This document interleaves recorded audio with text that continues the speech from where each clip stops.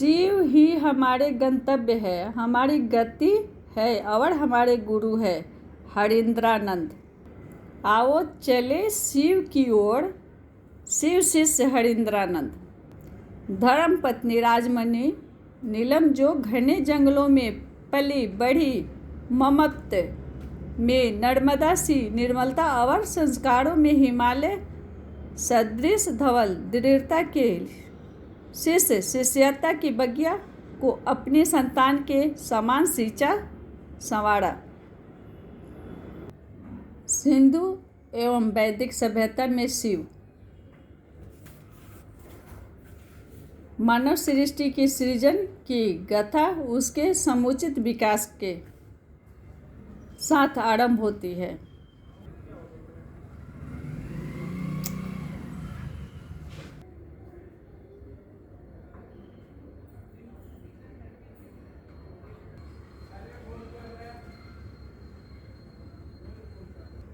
परमात्मा शिव और शंकर हो गए। यजुर्वेद में शिव की कल्याणकारी शंभु और परमात्मा कहा गया है। नमः शंभवे च मयोभवे च नमः शंकराय च महेशकराय च नमः शिवाय च शिवतराय च। कल्याणकारी सुख प्रदान करने वाले भगवान शिव को नमस्कार है। ऊपर लिखित मंत्र से ही स्पष्ट है कि शंभु शिव शंकर आदि नामों से शिव की स्तुति की गई है। अथर्ववेद में रुद्र का एकाकार महादेव के रूप में हो गया है। यही रुद्र परमेश्वर परम पिता हो गए। स रुद्र स महादेव रुद्र परमेश्वर। शिव को नीलवर्ण कहा गया है। वैसे इस अंतिम वेद में शिव के विनाशकारी रूप का वर्णन भी किया गया है। वही उनकी लोकप्रियता भी सर्वाधिक रूप से स्थापित हो गई थी।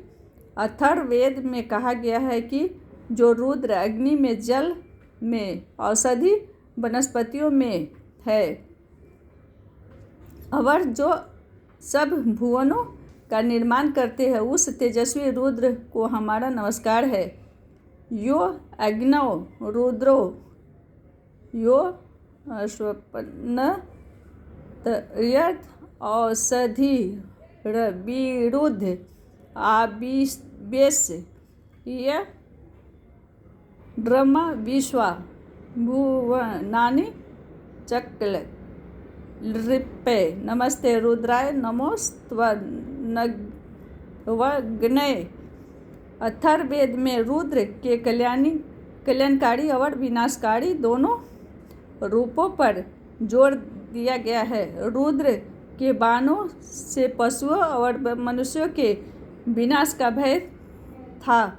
इसी से उनकी रक्षा के लिए रुद्र को प्रसन्न करने हेतु रक्षक और स्वामी माना जाने लगा, जिसके अंतर्गत अथर्ववेद में रुद्र को पशुपति नाम भी मिला। आदि काल में शिव को ही मृत्यु का देवता माना गया है। उनके इसी रूप में उनका साहचर्य श्वानों कुत्तों के साथ बताया गया। अथर्ववेद के रूप मंत्रों से रुद्र को सहस्त्राक्ष अर्थात प्राणी मात्र के कर्मों को देखने वाले दिक्पाल, दिशाओं का रक्षक कहा गया। इन्हीं मंत्रों में भव, सर्व और ईशान जैसी प्रशंसात्मक उपाधियों से उनकी स्तुति की गई।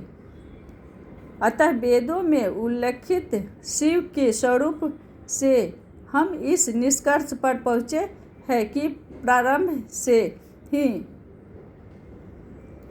शिव प्रकृति और सर्जनात्मक और संहारक शक्ति के प्रतीक थे। जनमानस में परवर्ती काल के शिव और वैदिक रुद्र दोनों एक ही सत्ता है, तथापि काल के प्रवाह में शिव की प्रशंसा एवं पूजा में भिन्नता परिलक्षित होती है। सिंधु घाटी सभ्यता और वैदिक सभ्यता के परस्पर संबंधों पर इतिहास मौन है। परमपिता परमेश्वर महेश्वर शिव पशुपति के रूप में पूजे जाए या फिर रुलाने वाले रुद्र के रूप में, उनके सभी स्वरूपों में मानव कल्याण कहीं न कहीं अंतर्निहित रहा होगा।